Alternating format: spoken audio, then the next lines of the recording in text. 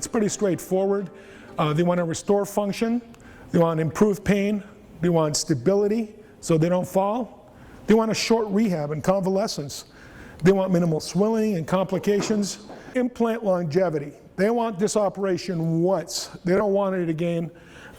They don't want stiffness.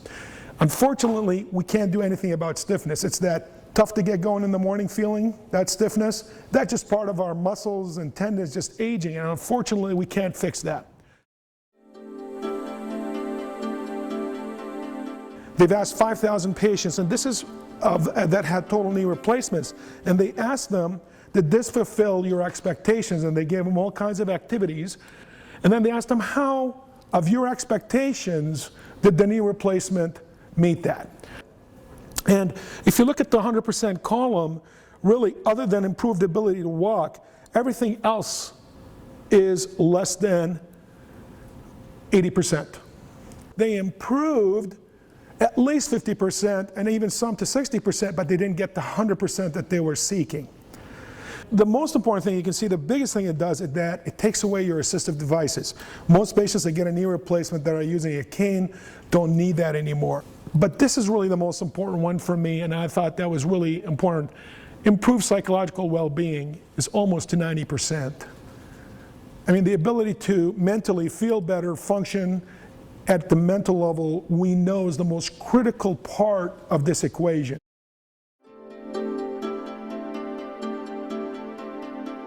Is that arthritis doesn't go away. Once it's diagnosed, it sort of stays with you and only gets worse.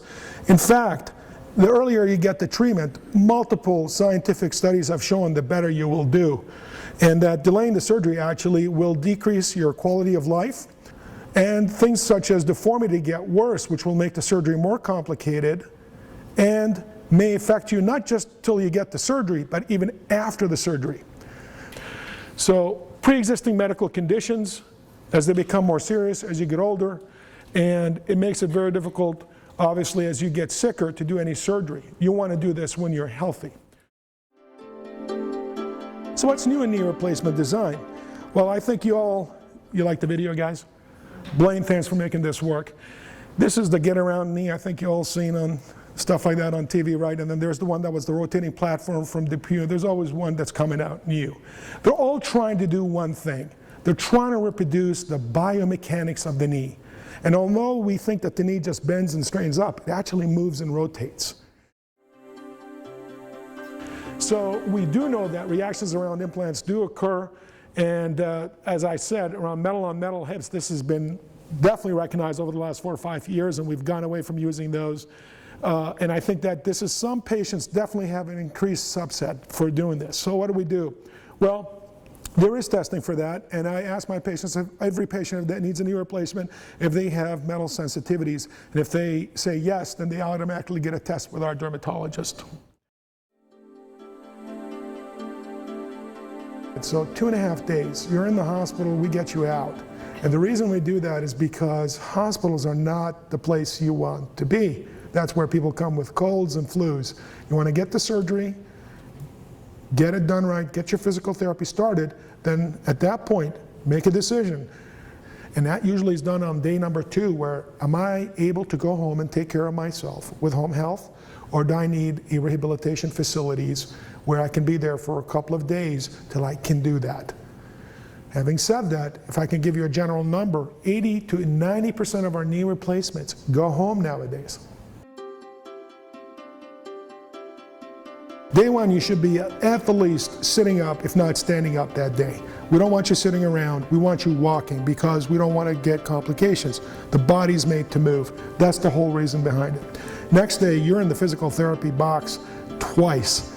You're up, walking, moving, doing the range of motion and so on. And it's that day, and going up and down stairs, by the way, it is that day that the decision is made whether you should go home versus going to temporary nursing facilities. And they usually range between 4 days to as much as 10 to 12 days. They're not longer.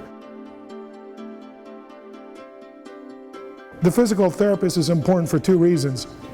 Their job is to work as your sort of motivator to help you get that motion, because the first 2 weeks is so critical to maintaining that motion. Because as you've seen right off the table, patients, we literally have their heel touching their buttock and completely straight. How much they keep of that depends on how hard they work, because the body's reaction normally to knee replacement is to put scar tissue. And I think that's what scares some of the patients, that I come here and say, well, I have a neighbor who got a knee and now it doesn't move, it's frozen.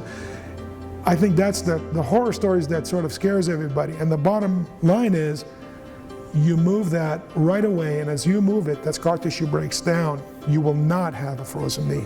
We've not had one in years. Again, it's that collaboration, that communication, that understanding with the physician to constantly make sure that you're getting the best, all you can out of that knee replacement.